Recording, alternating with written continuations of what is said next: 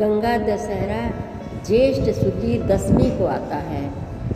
इस दिन नदियों में श्रेष्ठ श्री गंगा जी राजा भगीरथ के द्वारा स्वर्ग से पृथ्वी पर लाई गई थीं। उस दिन बहुत ही शुभ योग थे। इस दिन सुबह गंगा स्नान करें, फिर गंगा जी की दूध, बतासे, जल, रोली, मेहंदी, चावल, मौली, फूल, नारियल आदि से पूजा करें, दक्षिणा चढ़ावें, धूप दीप जलावें और दीपदान करें। इस दिन सवा सेर आटे की पूड़ी और सवा सेर आटे का चूरमा बनावें और गंगा जी का भोग लगाकर सब ब्राह्मणों तथा अपने नौकरों में बांट दें, बचाएं नहीं।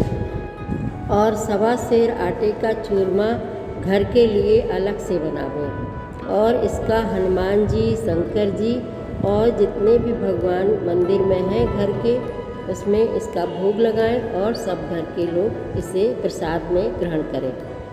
दान पुण्य आदि करें, हो सके तो शरबत आदि शीतल जल की प्याऊ लगावें। दशहरा के दिन गंगा स्नान करने से सभी पाप दूर हो जाते हैं।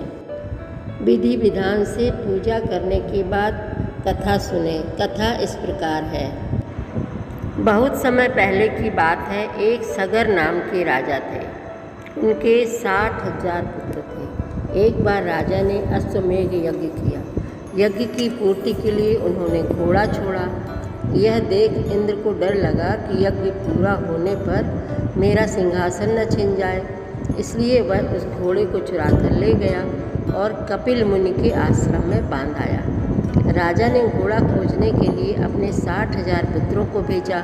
वे सब खोजते खोजते कपिल मुनि के आश्रम में पहुँचे।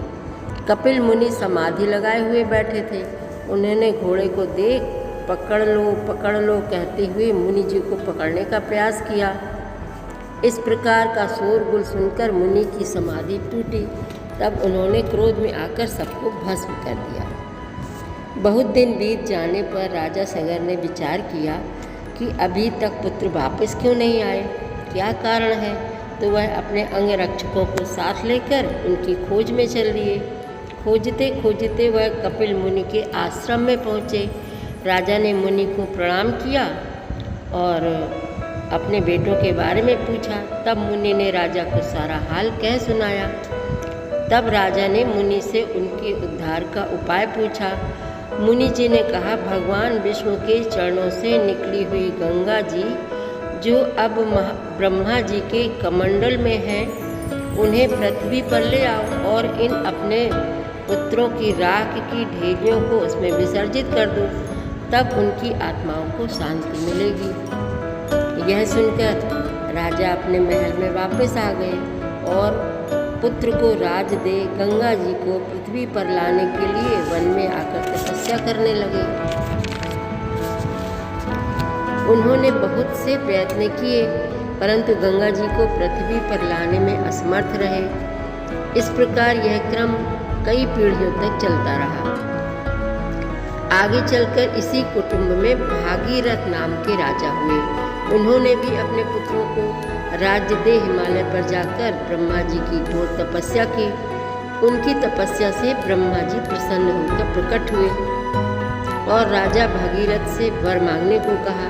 तब राजा भगीरथ बोले, हे ब्राह्मण, आपके कमंडल में जो गंगा जी हैं, उन्हें पृथ्वी पर भेज दें, जिनके स्पर्श मात्र से मेरे पूर्वजों की अस्थियों का उद्धार हो और संसार का कल्याण हो। तब ब्रह्मा जी कहने लगे, मैं गंगा जी को पृथ्वी पर भेज तो सकता हूँ, परंतु उनके वेगों को कौन संभालेगा।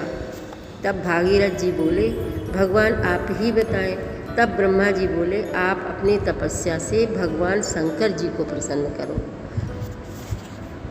वे ही गंगा जी के वेग को संभाल सकते हैं।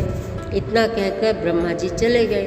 राजा भगीरथ फिर शंकर जी को प्रसन्न करने के लिए कठोर तपस्या करने लगे।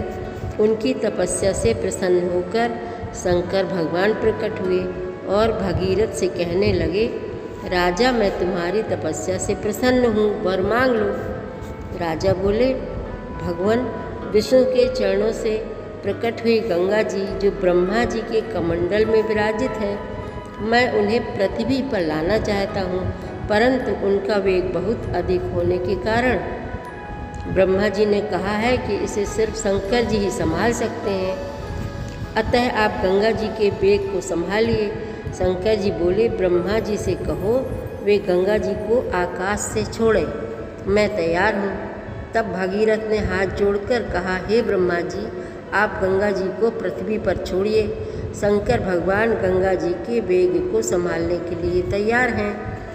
यह सुनकर जैसे ही ब्रह्मा जी ने अपने कमंडल से गंगा जी को छोड़ा, तब बड़ी जोर का शोर हुआ। ऐसा मालूम पड़ा मानो गंगा जी शंकर जी सहित पाताल को चली जाएंगी। परंतु कुछ देर बाद ही भयानक शोर सब बंद हो गया। भगीरथ ने देखा शंकर जी की जटाओं में गंगा जी समा गई हैं।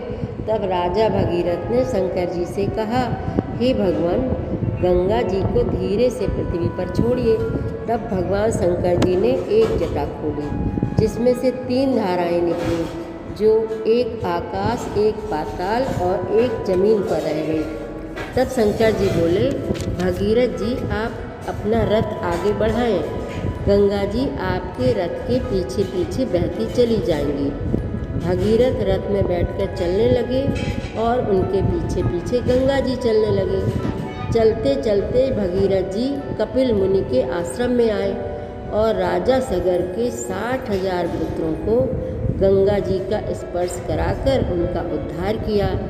उसी दिन से गंगा जी इस संसार में मनुष्यों के पापों का नाश करती हैं। बोलो गंगा मैया की जय, भागीरथ महाराज की जय।